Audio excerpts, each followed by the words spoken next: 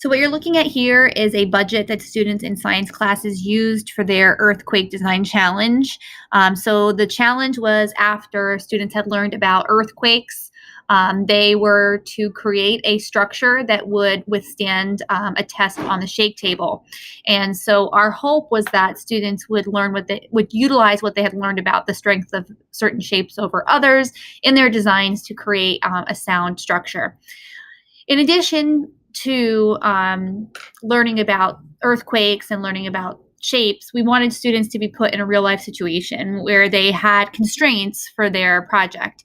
And so instead of just telling them they could use a certain number of straws, for example, or a certain number of coffee stirrers, we decided that it would be more realistic to give students a budget and then to create a price for each of the items that were available. And this way they were able to make decisions as a group, just like a real construction group would do, as to what materials they wanted and how they would utilize their funds. So, for example, if they felt like straws were the most important item to their structure, they could spend most of their budget on that particular item.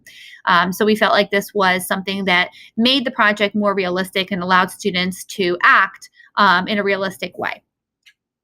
So the next thing here I'm going to show you is a video that showcases some of what students learned when they worked on this project.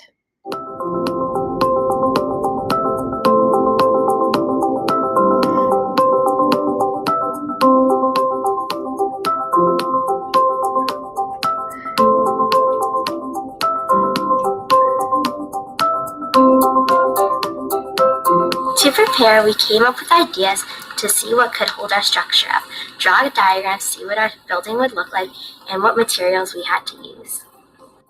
To prepare for the Earthquake Design Challenge, we researched earthquakes and different technologies used to build earthquake-resistant buildings, such as base isolators, mass dampers, and cross braces.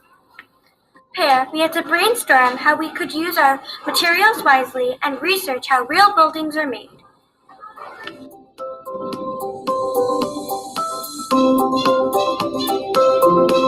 To cut the toothpicks to make cross braces for the flooring to reduce stress put on the building, but the toothpicks were hard to cut and put between the paper, flooring, and ceiling. We eventually got it right, and it worked pretty well. The challenges of the project were making sure it was stable and fixing some of the problems. Also, we had only a limited amount of resources. For example, we only got 10 straws, and more straws would have been helpful. A big challenge my group had was making sure everything stayed together with the little amount of materials we had. Also, we didn't have a lot of time.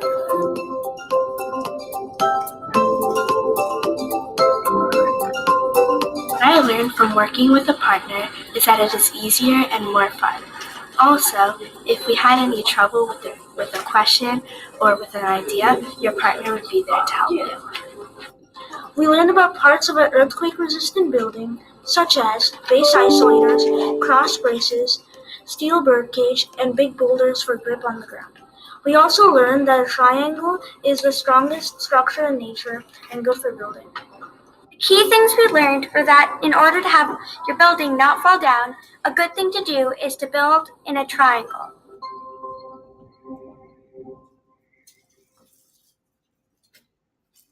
Our successes of our building was it was able to stand while being tested, and nothing broke off, and it even stood a second time with only really minor changes. Successes we had was managing how many materials we used and having our base stay up for the whole 30 seconds. We worked together, and when something went wrong, we fixed it in a snap. My group did a good job because our project didn't break when we tested it, and it didn't break the second time. We also worked together well.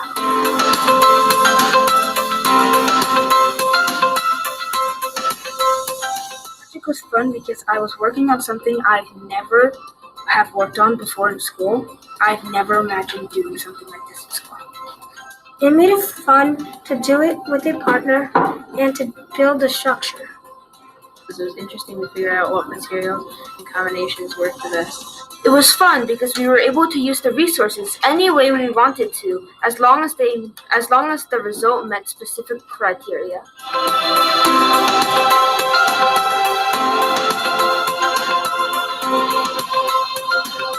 I'm still interested in how some of the building structures stayed up. I was interested in how they make the machines that make the building not collapse, and how do they build those super tall skyscrapers that go all the way up in the sky without tilting or anything.